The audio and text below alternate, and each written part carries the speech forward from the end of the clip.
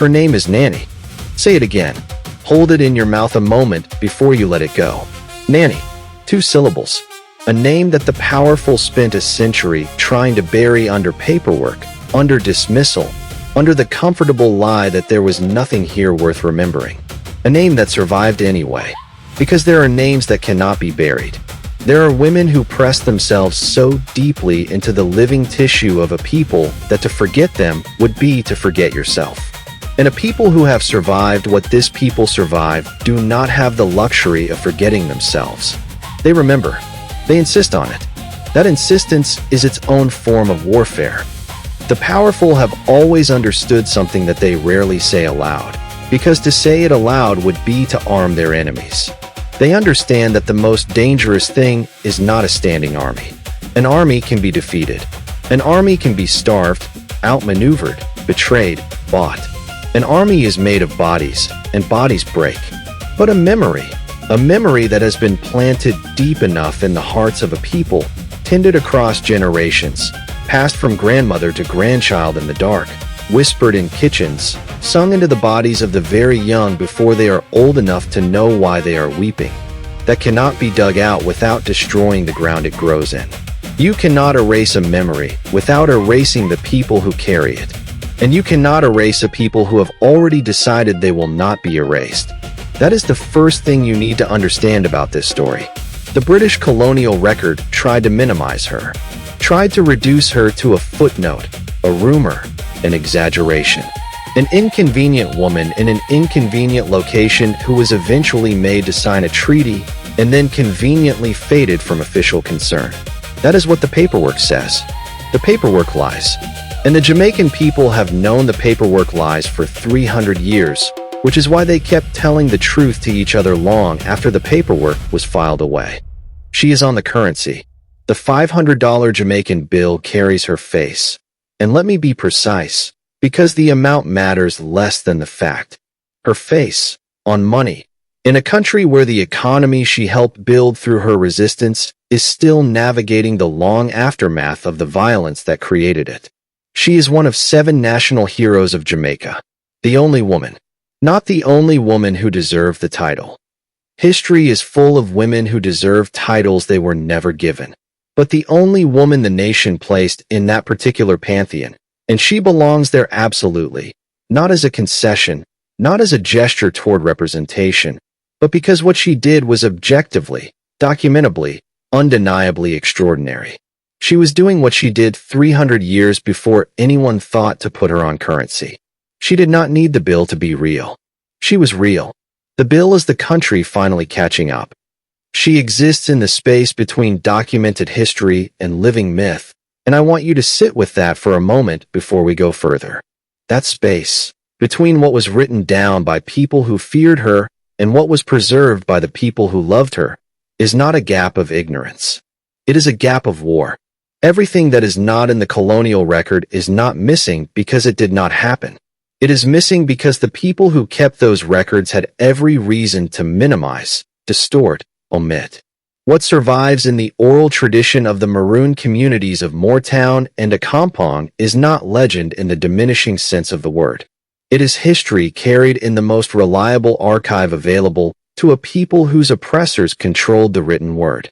It is the archive of memory, of the body, of the land itself, and it has outlasted everything the British thought was permanent. This is where we begin, not with documents, not with dates, though we will have dates. We begin where she began. We begin in Africa, the Gold Coast, the late 17th century, present-day Ghana, if you need the modern coordinates, though that mapping flattens something enormous into something small. The Gold Coast was not a geographical accident. It was not a blank space on a map waiting for European pens to make it legible. It was a civilization. Say that word and mean it. Civilization.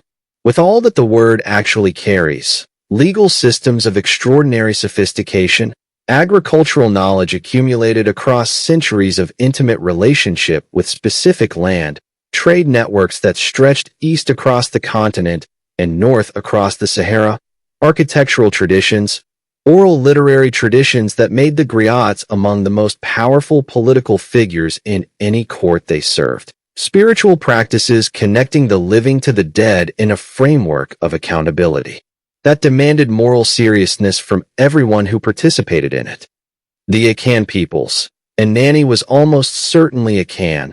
The oral tradition is consistent on this. The scholarship supports it. The Akan peoples of the Gold Coast were not a monolith. They were a confederation of related cultures sharing linguistic roots, spiritual practices, and certain core political structures. The Ashanti, the Fanti, the Akwamu, the Dankaira. These were distinct peoples with distinct histories and distinct political fortunes. But they shared something that matters enormously for understanding who Nanny was before she was Nanny of the Maroons. They shared a matrilineal system. Lineage in the Akan tradition passed through the mother, not the father. The mother, your clan identity, your inheritance, your place in the social and political order. These came from your mother's line. This was not an abstraction. This had concrete political consequences. The Queen Mother, the Ohima, was not a ceremonial figurehead. She held real power. She held veto power over the selection of kings. She could call a king to account. She could, in extreme circumstances, remove him.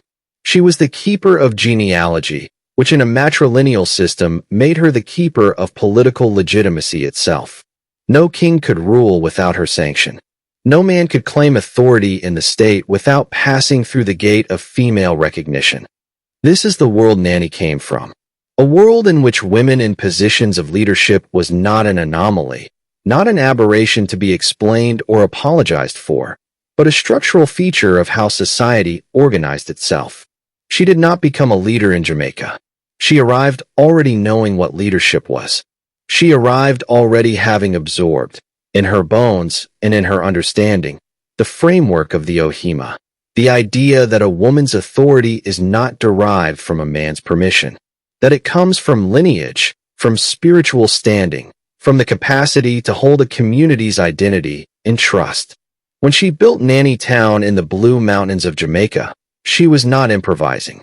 She was transporting a political architecture across the Atlantic and reconstructing it in new ground. And it held. Against everything the British Empire threw at it, it held. The Gold Coast in Nanny's childhood would have been a world of enormous beauty and extraordinary complexity. Dense forest, rivers running red with laterite soil, the smell of wood smoke and palm oil, and the particular rain that comes off the Atlantic in the afternoon and turns the air into something you can almost drink. A world of ceremony, the festivals that marked the agricultural calendar, the funerals that were not endings but transitions, the occasions when the living and the dead spoke to each other through the mediation of the priest and the ancestral stool. The ancestral stool, the physical object that in Akan culture carried the spirit of a lineage, the accumulated power and guidance of those who had gone before, was not a metaphor. It was understood as a living presence. The dead were not gone. They were present, available, opinionated. They could be consulted. They could intervene. And those who had the skill and the standing to communicate with them were among the most powerful people in any Akan community. Nanny was one of those people. We will come back to that. But understand first that it was not separate from her political identity. In the Akan framework, spiritual authority and political authority were not two different things. They were aspects of the same thing. A leader without spiritual standing was incomplete. An Obia practitioner without political consequence was rare. The two were braided together the way the roots of a cotton tree braid together in the earth, impossible to separate without destroying both. She was taken. We do not know exactly when or exactly how, because the records of individual capture were not kept by people who considered the individuals worth recording. We know the broad machinery, and the broad machinery was enormous and systematic and had been running long enough by the time Nanny was taken that it had its own infrastructure, its own bureaucracy, its own architecture of horror. The slave forts of the Gold Coast, Elmina, Cape Coast Castle, and dozens of smaller fortifications along that coast were not improvised holding pens. They were purpose-built instruments of a trade that had been operating for 2 centuries before Nanny walked into it. The Portuguese had been first, in the 15th century. The Dutch had followed. By the time the British had consolidated their dominance of the trade, the infrastructure was mature, sophisticated, and lethal. Cape Coast Castle squats on a promontory of rock above the Atlantic, white-walled and enormous, the British colonial headquarters on the Gold Coast, and in the dungeons beneath those white walls, beneath the chapel where Christian hymns were sung on Sundays above the heads of captives who had done nothing to deserve what was being done to them. Human beings were held in conditions that were designed not accidentally, but deliberately to begin the process of destruction before the ships even came. The male dungeon at Cape Coast Castle measured perhaps 15 feet by 20 feet and held, at times, 200 men. The floor was compacted human waste, accumulated to a depth of many inches, preserved by the heat and the dark. There were no toilets. There was barely air. There was minimal water. There was a small opening near the ceiling that let in enough light to understand you were still alive, but not enough to read by, not enough to see the face of the man dying next to you clearly. Archaeologists excavating those dungeons in the 1990s found layers of compressed detritus, cowrie shells, iron shackles, the residue of lives interrupted, and the compacted waste, the physical residue of countless bodies, still present after centuries. The earth remembers everything. The earth does not lie. Elmina, a few miles west, older, built first by the Portuguese in 1482, the oldest European structure in sub-Saharan Africa. And think about that. The oldest European structure in sub-Saharan Africa is a prison. It was built to hold gold and quickly learned that there was more money in holding people. The Dutch took it in 1637 and transformed it into the busiest slave export point in West Africa. The governor's apartments upstairs had sweeping views of the ocean. The dungeons below had no view of anything. That spatial arrangement, wealth and comfort stacked directly above misery, separated by a few feet of stone, was not an accident. It was the architecture of the system expressing itself honestly for once. The physical structure said what the ideology was too polished to say plainly. Some people live above, some people are held below, and the ones above will tell themselves whatever they need to tell themselves to keep sleeping. The door of no return. Every one of those castles had one.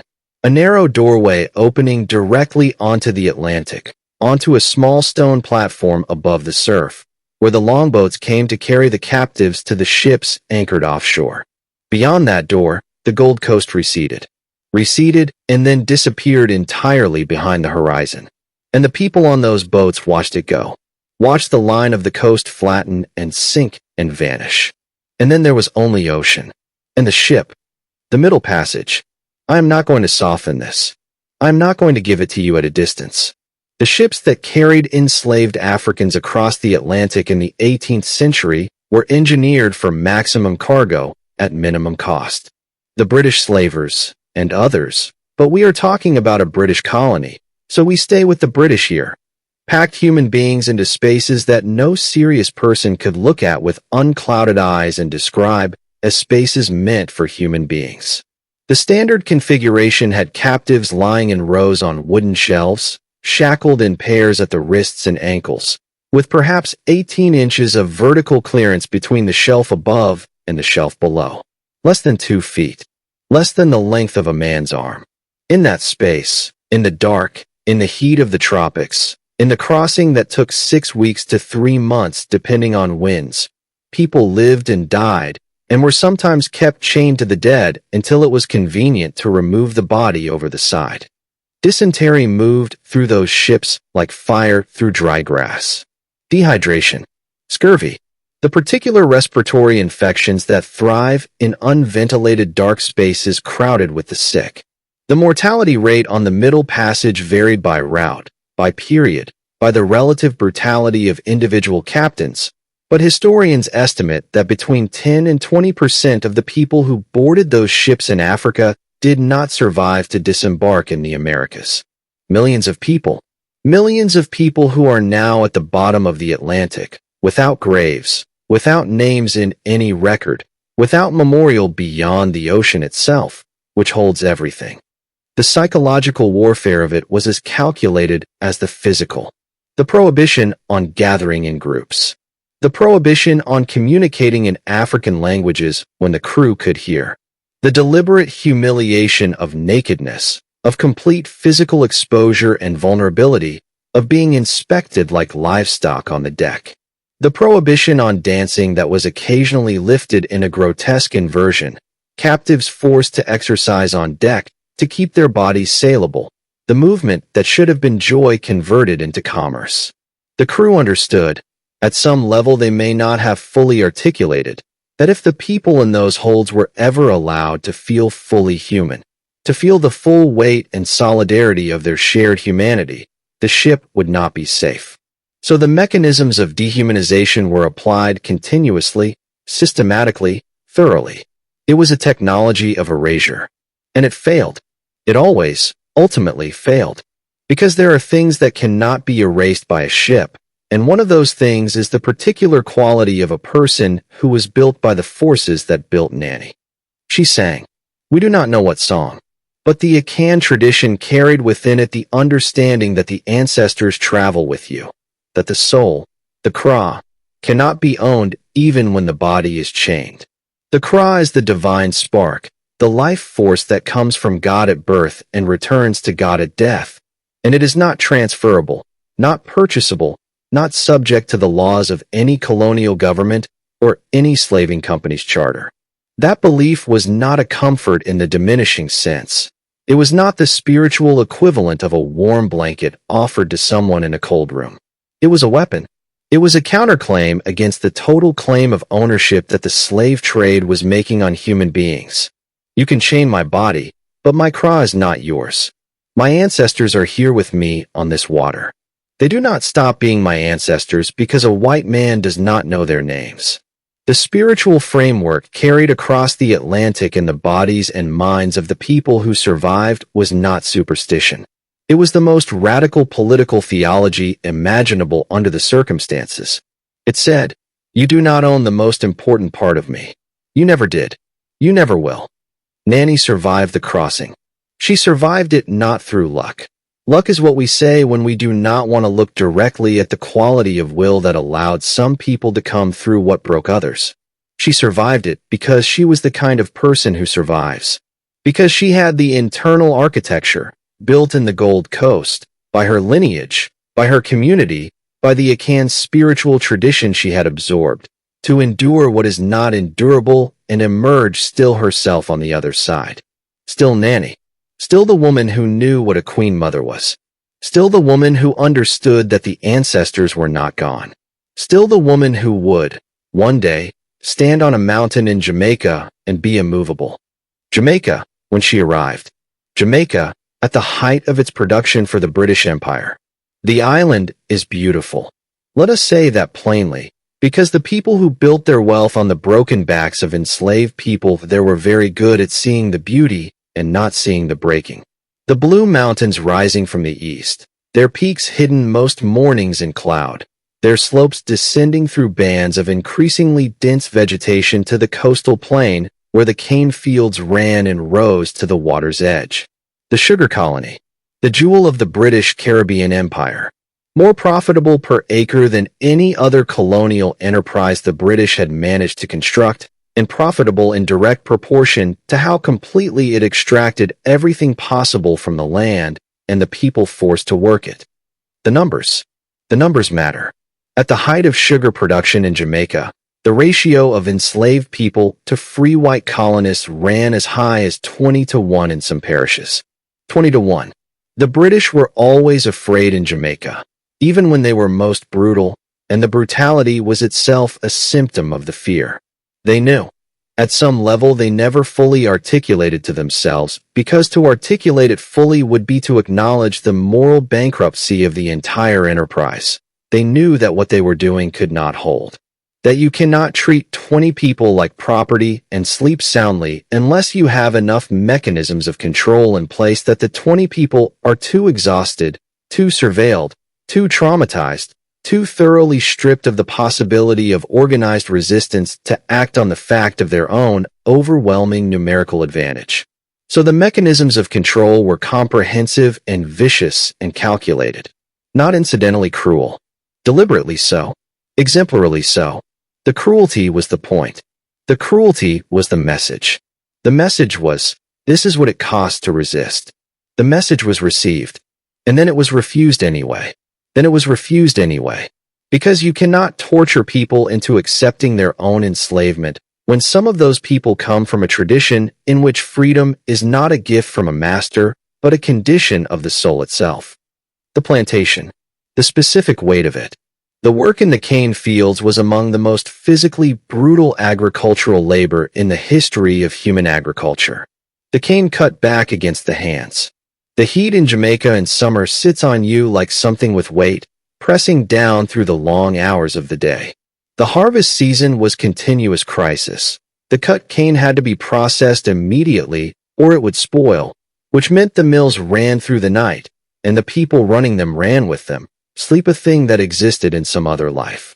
The boiling houses were hellish, vats of boiling cane juice in the tropics. The burns that were a regular feature of the work, the smell of scorched sugar that those who lived through it said never fully left them. And above all this, always, the constant mathematical logic of the plantation system, that these bodies had a cost that had to be recouped, and then a profit that had to be generated, and the calculation was done with no particular concern for whether the body survived the recouping or the profit generating, because there was always a ship coming with more bodies from the Gold Coast. And then the cultural destruction, which was its own category of violence, distinct from the physical, though related to it.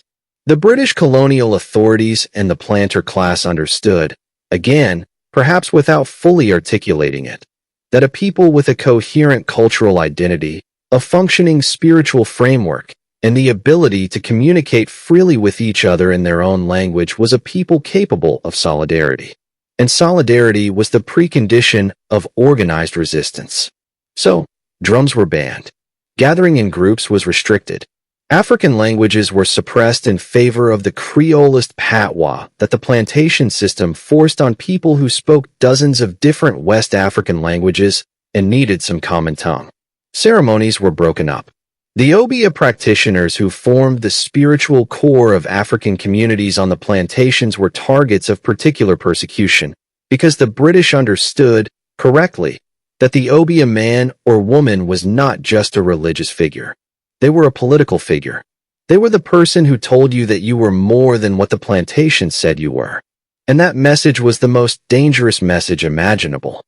The Akan spiritual tradition, which we call Obeah in the Caribbean context, though that word covers a range of practices from multiple African traditions, went underground and survived. Of course it survived. You cannot destroy something that people carry inside themselves. You can prohibit the drum, but you cannot prohibit the rhythm that the drum made in the body of the person who played it. You can prohibit the ceremony, but you cannot prohibit the understanding of the world that the ceremony enacted. The knowledge went into the songs, into the proverbs, into the specific way certain things were done at funerals, at births, in the garden, at the edge of the forest. It went into the hands of the practitioners who maintained it secretly, at enormous personal risk, and passed it on. The British Obeah Act, which came later, which explicitly criminalized Obeah practice in Jamaica, is one of the most honest documents the colonial government ever produced, because it tells you exactly how seriously the British took this. You do not pass a law against something that is not a threat. You pass a law against something that frightens you. The Obeah Act is a confession of fear, dressed up as legislation. And fear is the correct response when your enemy's spiritual practice tells her she cannot be owned. Nanny did not wait. This is the essential thing about her, the thing that separates her from the role the powerful try to assign to people in her position, the role of patient victim, accumulating endurance, enduring the unendurable, and perhaps eventually petitioning someone with a title for a degree of mercy. She did not petition. She did not endure indefinitely. She left, and in leaving, she transformed the nature of the argument entirely. The plantation said, "Your body is property." Nanny said, "No, it is not." And she said it not with words, not with a document, not with an appeal to the conscience of people who had demonstrated they did not have one. She said it with her feet. She said it by walking into the forest and not coming back. That act, the act of escape, of refusal, of physically removing oneself from the machinery of ownership, was the most radical political act available to a person in her position. It was also one of the most dangerous. The terrain of interior Jamaica, the terrain she moved into, was not hospitable in any conventional sense. The Blue Mountains are serious mountains, not the gentle hills of the English countryside that the colonists had come from, but steep, forest-dense, rain-soaked, cloud-hung mountains with slopes that pitched at angles that punished any attempt at quick movement. Ravines that could swallow a column of soldiers whole. Vegetation so thick that visibility fell to a few yards in every direction. Trails that were not trails at all to anyone who had not been shown them by someone who had been shown them by someone else. This was not a landscape that revealed itself. It protected itself. And it had been protecting certain people for decades before Nanny arrived. The communities of free black people who had been forming in those mountains since the Spanish abandoned Jamaica in 1655 and left behind the formerly enslaved people who had no reason to follow them. But for Nanny, and for the people who came with her, and she did not go alone, she never acted alone. This is critical. For the Akan people among them in particular, the forest was not a threatening unknown. Before we go any further, if you are hearing this story for the first time, do not let this be the last time. Subscribe to this channel right now. Hit the notification bell. Like this video and leave a comment. Tell me where you are in the world and what brought you to Nanny's story today. The diaspora is everywhere. Let's find each other in the comments. Now, back to Nanny. The Gold Coast was forest. The Akan culture had grown up in relationship with dense tropical forest, had developed the knowledge systems that allowed for navigation, for resource extraction, for military movement, for survival in precisely this kind of environment. The mountain was not an obstacle. It was a home being recognized, not a home being built from nothing. It was a home that looked different from the one they had come from, that spoke a different language in its trees and rivers, but that operated on the same basic principles, that the forest yields to those who know how to ask it, that the land has its own logic and its own generosity for those willing to learn it. The Akan knew forests. They knew how to read a landscape as a text. And so the mountain, which the British found impenetrable and terrifying, became for Nanny and her people a refuge, a fortress, a garden, and a political statement all at once. She went up. She led people up into those mountains. She did not go alone. She understood, in her bones and in her political framework, that freedom is not an individual project. An individual escaping from a plantation is a fugitive. A community that escapes and holds territory and governs itself and farms its own food and raises its own children is something else entirely. It is a political fact. It is a nation within a nation. And building that was what Nanny set out to do from the moment she cleared the cane fields and stepped into the tree line.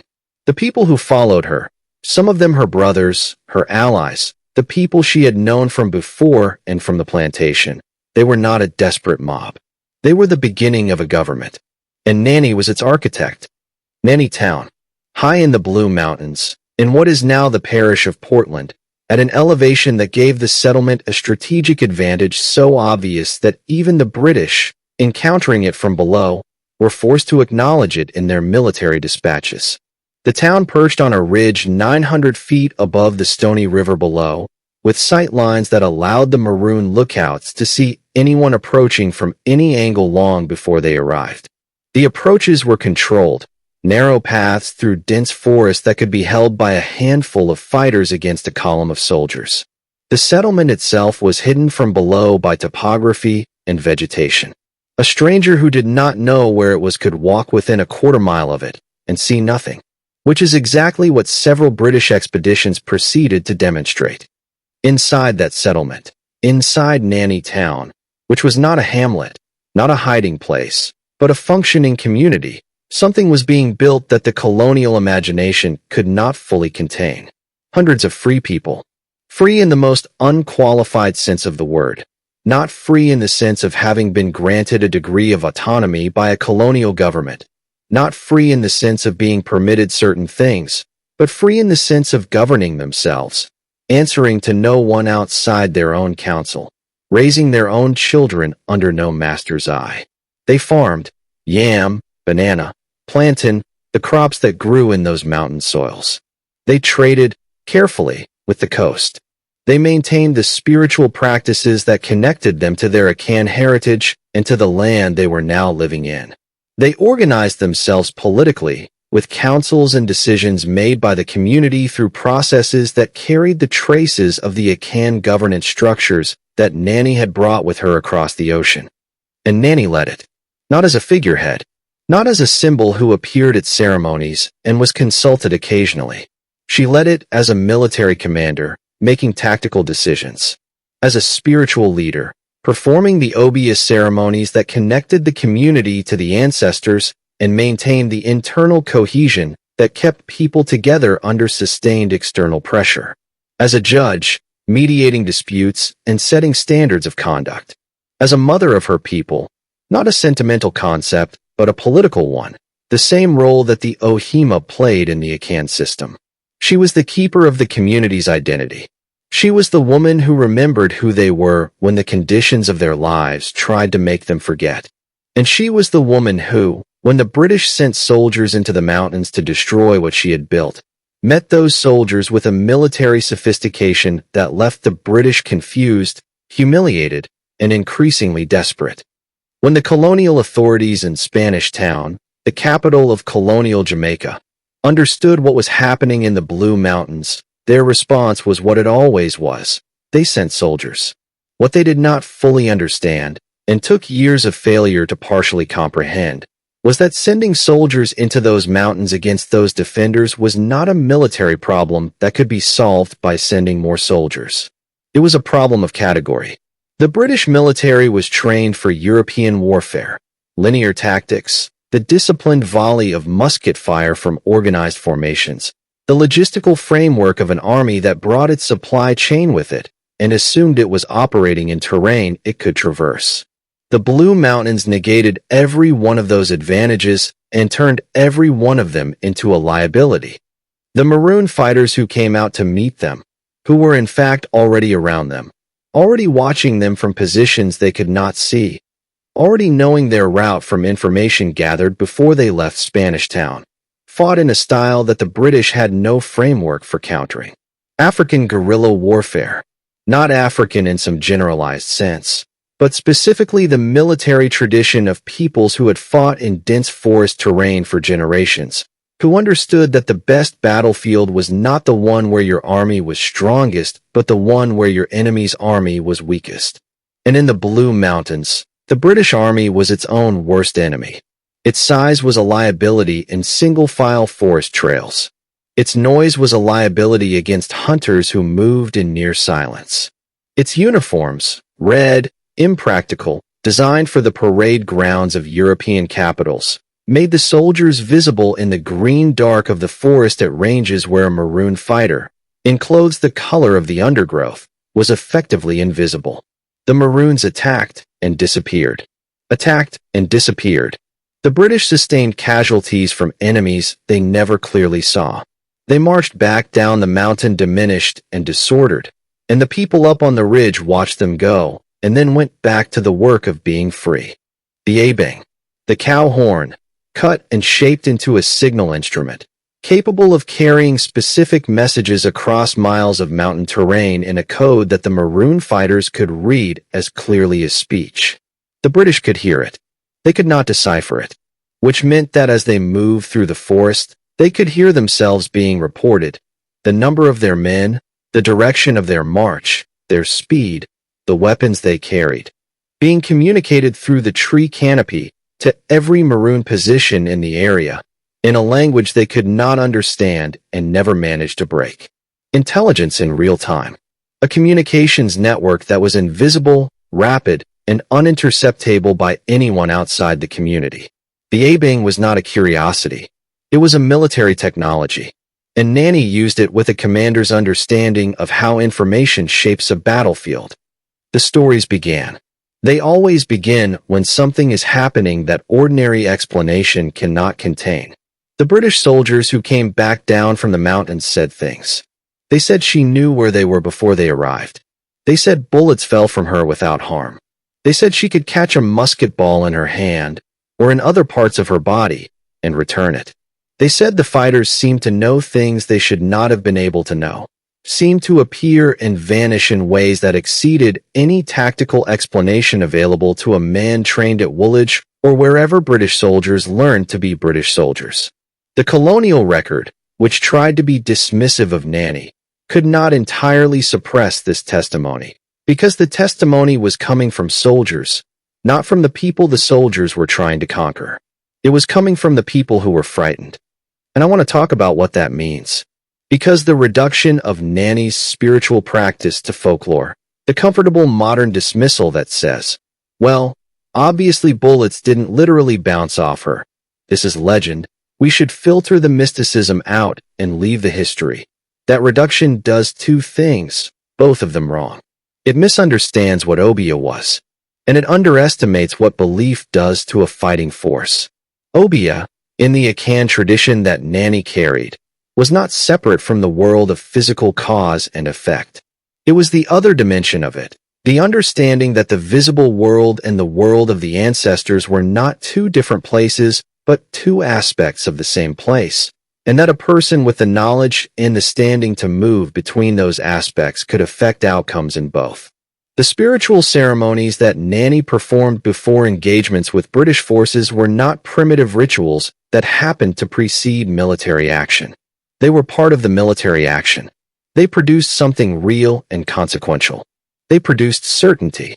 They produced the particular quality of courage that comes from a fighter who believes, not metaphorically but actually, that the ancestors of his people are fighting alongside him.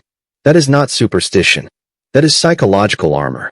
And against an enemy who is frightened of you, psychological armor is one of the most tactically effective things you can carry into the field. The British fear of Obeah was not irrational. It was a recognition, though a distorted one, of something real. The Obeah practitioner was the figure who told enslaved people they were human, who told Maroon fighters they were protected, who told a community under sustained existential pressure that the universe was on their side, that the dead stood with the living, that resistance was not hopeless because the logic of the cosmos itself was not on the side of the people who built slave forts and sugar plantations. You do not pass a law against something that is not doing real work in the world. The Obeah Act, the colonial legislation that explicitly criminalized Obeah practice, was the British Empire acknowledging, in the form of legislation, that it was losing a war on a terrain it could not fully see or understand. It was the empire admitting, in its formal language, that a woman in the Blue Mountains was more powerful than it had any comfortable way of accounting for. And there is a larger pattern here that must be named, because Nanny is not an isolated phenomenon. She is a manifestation of something that repeated itself across the African diaspora, wherever enslaved people had enough coherence and enough resources of spirit to organize sustained resistance. In Haiti, a decade after Nanny's period of most intense leadership, the people who made the Haitian Revolution, the only successful slave revolution in recorded history, the one that produced the first Black Republic in the Western Hemisphere, those people were organized, in part, through the Vodou ceremony at Bois Cayman in 1791. Vodou is not superstition. Vodou is the spiritual framework of people whose ancestors were brought from West and Central Africa under the same circumstances that brought Nanny's people to Jamaica, and who reconstructed their relationship to those ancestors and to the sacred in the conditions of the plantation, and who discovered that that spiritual framework was also a political framework, also a military framework. The ceremony at Bois Cayman was not a prayer meeting before a battle. It was a covenant. It was the moment when a community understood itself as a community with a sacred claim on the future. And they won. They won against Napoleon's army. They won against the most militarily sophisticated European power of the age. They won because they had something that Napoleon's soldiers did not have, and it was not a better musket. It was a story about themselves that was true and large, and gave them the capacity to do what could not be done. Nanny gave her people that story. She was the Obia woman who told them what they were. And then she led them into the forest to prove it. In the early 1730s, the British escalated. The First Maroon War, as historians have called it, reached its most intense phase in this decade. The colonial government in Spanish Town was under pressure from the planter class, who were losing enslaved people to the mountains and losing sleep over the example those people set for the ones who had not yet escaped from the London government, which had commercial interests in the stability of Jamaica that were being disrupted by the ongoing reality of a free black military force in the Blue Mountains. So they sent more soldiers. They hired hunters, former enslaved people who had been given their freedom in exchange for tracking down those who sought theirs. A transaction that tells you something about the complete moral bankruptcy of the colonial system, that it could take a man's desire for freedom and weaponize it against another man's desire for the same thing. They attempted to bribe. They attempted to starve. They attempted to burn out the settlements from below. None of it worked for years. For years, the expeditions into the Blue Mountains returned damaged, depleted, and no closer to their objective. The specific engagements were rarely recorded in detail in the colonial dispatches. British military commanders had professional reasons not to write home describing exactly how thoroughly a force of formerly enslaved people had outmaneuvered them. But the results were in the numbers. The war continued. The Maroons held their ground. The cost to the colonial government was mounting, in soldiers, in money, in the political credibility of a colonial administration that had been claiming to be suppressing a group of fugitives for over a decade and had not managed to do it. Picture a specific morning in those mountains. The British column moved at first light, as they were trained to move, in formation, down a trail that their scouts had cleared the day before. The trail descended through forest that was dense enough on both sides that you could not see more than 10 feet into it in any direction. The column was perhaps 60 soldiers, armed with the standard weapons of the period, flintlock muskets, bayonets, the weapons of European military training in the early 18th century. They were hot. The humidity in those mountains in the morning, after the night rain, sits in the air like something physical. They were tired, because the march up had taken the previous day and the camp had been cold and damp and not entirely safe feeling. They were afraid, though the professional training suggested they should suppress that and focus on formation. And somewhere in the green dark on either side of them, the Maroon fighters who had been watching this column since it left its staging point at lower elevation were already in position, already signaled by the A-Bang, already in the places from which this column could be seen, but from which the column could not see them. The attack came from multiple directions simultaneously. The musket fire from the forest was devastating in its first volley, not because the Maroon fighters had better weapons, they often did not, but because they were firing from concealment at targets in the open, while the British soldiers were firing at muzzle flash in vegetation, at sounds, at movement glimpsed and then gone. The forest absorbed the British volley and gave nothing back. The Maroon fighters who had fired moved, fluidly, silently, through terrain they knew as well as a person knows their own house in the dark, and were in new positions by the time the British column reorganized enough to return fire effectively. The engagement did not last long. It did not need to. The object was not to destroy the column. The Maroons did not have the numbers or the artillery for a sustained stand-up engagement. The object was to damage it, to take its weapons and its supplies, and then to make it very clear that staying in these mountains was going to cost more than the colonial government was willing to pay. And then to disappear. Back into the forest. Back up the mountain. Back to Nanny Town, where the children were being raised in freedom and the yam was growing and the ancestors were present in the ceremonies, and the air was clean and cold, and there was no master, and there never would be again. A black woman, in the early 18th century, commanding a military force that defeated the professional army of the British Empire in open engagement. Not once. Repeatedly. Over years. Sit in the weight of that. Do not let it slide past you the way that history tries to make uncomfortable facts slide. As something remarkable but contained, as something that happened long ago and far away and is therefore available only as information, not as impact. It is not only information. It is proof. It is proof of something that the British colonial system was built on the explicit denial of, that African people were fully human, fully capable, fully sovereign in their capacity for intelligence and strategy and leadership and love of freedom. That what was being done to them was not being done to people who were suited to it by nature or by God or by any logic except the logic of profit. That every justification the colonial system offered for itself was a lie. And here in the Blue Mountains of Jamaica was the living, armed, politically organized proof of that lie. Nanny knew it. Her people knew it. And the British military commanders writing their dispatches back to Spanish Town knew it too, which is why those dispatches are so carefully worded, so carefully avoiding the full acknowledgement of what was actually happening up there on that ridge. In 1734, the British managed to destroy Nanny Town. It took them years to get there, and they managed it ultimately not through a frontal assault, which had failed repeatedly, but through a combination of artillery, treachery, and the relentless grinding pressure of superior numbers and resources applied over a long enough period that even the most formidable defensive position becomes untenable. The settlement was burned. The physical structures were destroyed, and the community moved. Not scattered, not destroyed, not broken, moved. To New Nanny Town, further in, further up, repositioned. Because what Nanny had built was not a collection of structures that could be burned. It was a community. A community carries itself.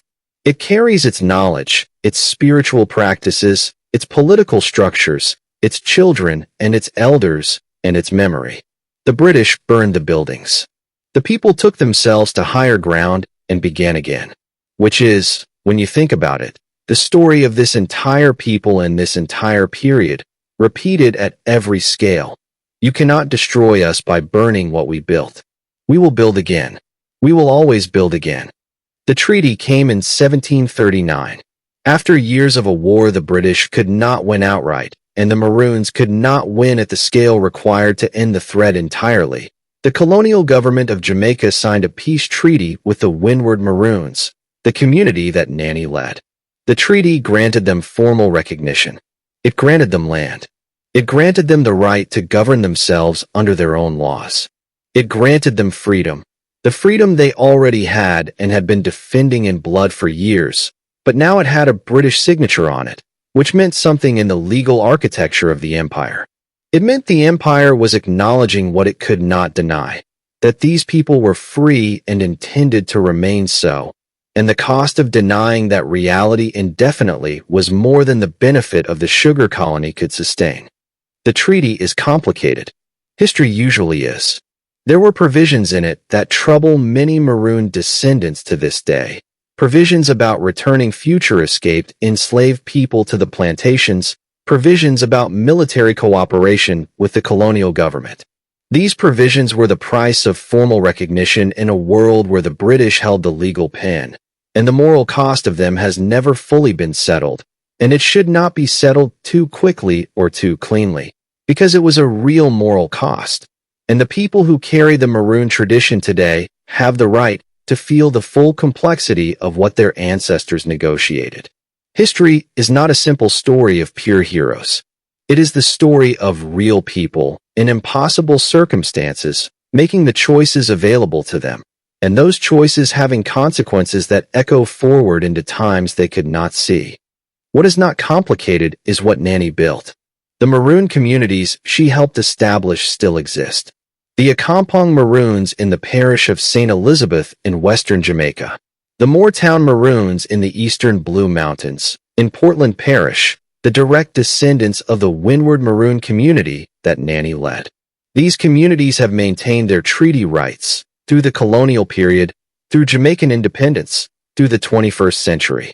The 2018 Supreme Court of Jamaica ruling affirmed that the Akan Treaty of 1739 constitutes a valid and currently binding legal agreement between the Jamaican state and the Maroon community. A treaty signed nearly 3 centuries ago, still legally operative today. You do not need a more concrete measure of the durability of what Nanny built. She did not just win battles. She built a legal and political reality that has outlasted every British governor, every colonial administrator, every planter who thought the natural order of things was that some people owned others. They are gone. The treaty is still here. The community is still here. The ceremonies Nanny established, connecting the living to the Akan ancestors they carried across the ocean, are still performed. The Maroon Council, structured on principles that trace back to the Akan governance model Nanny brought from the Gold Coast, still meets, still governs, still holds the community's identity and trust across the generations. She did not live to see all of this. She died, probably around 1755, though the records are uncertain, as they always are for women the powerful tried not to record. She died in the mountains she had made into a home, and she was buried there, at what the Maroon tradition calls Bump Grave in Moore Town, and the grave is tended still, and the ceremonies at that grave connect the living descendants to the woman who made their freedom possible. In the Akan understanding of death, which is not an ending but a transition, she is not gone. She is present. She is available, as all ancestors are, to those who know how to approach her with the proper respect and the proper understanding of what she was and what she remains. What does she represent now, for the present? Not just for Jamaica, though the Jamaican claim on her is the most direct and the most urgent. What does she represent for every person of African descent who has ever been told that resistance is futile, that the system is too large, that the mountain is too high, that the weight of the machinery of oppression is so great that to fight it is to be crushed by it? She represents the proof that the mountain can be climbed, that the machinery can be resisted, that freedom is not given. It is taken, held, and defended, and the taking and the holding and the defending are not the end of the story but the beginning of it. That the ancestors are not metaphors. That the community is not incidental to the project of survival, but is the project of survival. That a woman who was taken from her home by the most brutal commercial enterprise in human history could arrive at the other end of that brutality and immediately begin building something that would outlast the brutality by centuries. She is not a symbol. That is the thing I most need you to understand before we go further into this story. She is not a symbol in the way that history tries to reduce complicated human beings to symbols. The convenient icon, the face on the currency, the name on the school, tidy and manageable and safely distant. She was a full human being, a woman who felt fear and grief and fury and love and all the rest of it, who watched people she cared about die and who made decisions that carried terrible weight, and who lived with the consequences of those decisions in a body that knew cold and hunger and the specific exhaustion of sustained, years-long resistance. She was human first. The legend is the residue of what a particular kind of human being does when placed in particular kinds of circumstances. And the reason she matters is not that she was exceptional in some way that places her beyond the reach of ordinary people. The reason she matters is that she shows what is possible when a person is built correctly, built by a tradition that tells them they are sovereign, built by a community that tells them they are more than what their oppressors say they are, built by ancestors who travel with them even across the Atlantic, even into the worst of it, and do not let them forget what they are made of. She is still up there, in the mountain, in the mist that sits in the high trees of the Blue Mountains at first light, before the sun burns it away, before the day becomes its ordinary self and the magic goes briefly underground to wait for evening. She is in the land that the treaty says belongs to the people who fought for it and has belonged to them for nearly 300 years and will belong to them still when everyone reading this document is long in the ground. She is in the Abang horn when it is blown at the ceremonies in Moore Town, the sound carrying through the forest the way it always did, the way it did when it was calling fighters to position, when it was reporting the movement of British soldiers below, when it was the voice of a free community speaking to itself across the terrain that kept it free. She is in the treaty. The treaty that says, these people will never be owned again. Not because they were given permission not to be owned, but because they refused it. Because they climbed the mountain and held the mountain and made the mountain say it in legal language that has survived every attempt to revoke or diminish it. You cannot erase a woman like that. You can try to minimize the record. You can try to keep her off the history books, out of the curriculum, out of the official story that the powerful tell about themselves and their right to the world they took. You can try, but you cannot dig out a memory that a people have chosen to carry in their bodies across 300 years, in their songs, in their ceremonies, in the specific way they hold themselves in the world, in the knowledge that their ancestors were not broken, that they were taken to the absolute limit of what can be done to a human being, and they did not break, they built, and what they built is still standing. You cannot erase that. You can only decide whether you are worthy of knowing it. Whether you are willing to sit with the full weight of it. Not the comfortable version, not the version that removes the horror and leaves only the triumph, but the full story, the horror and the triumph together, braided like the roots of a cotton tree, impossible to separate without destroying both. Her name is Nanny, and we are only just beginning. If this story moved you, and I believe it did, then do something with that feeling right now, before it fades. Like this video. Leave a comment below telling me what you knew about Nanny before today, and what you know now. Subscribe to this channel so that the next episode finds you, because this story is not finished, and neither are we. Share this with someone who needs to hear it. Your mother, your sister, your daughter, the person in your life who carries that posture and doesn't know where it came from. Hit the notification bell so that when the next episode drops, you are the first to know. Nanny did not fight for 300 years so that her story could be buried in an algorithm. Help us carry it. Like, comment, subscribe, share, hit the bell. The mountain is counting on you.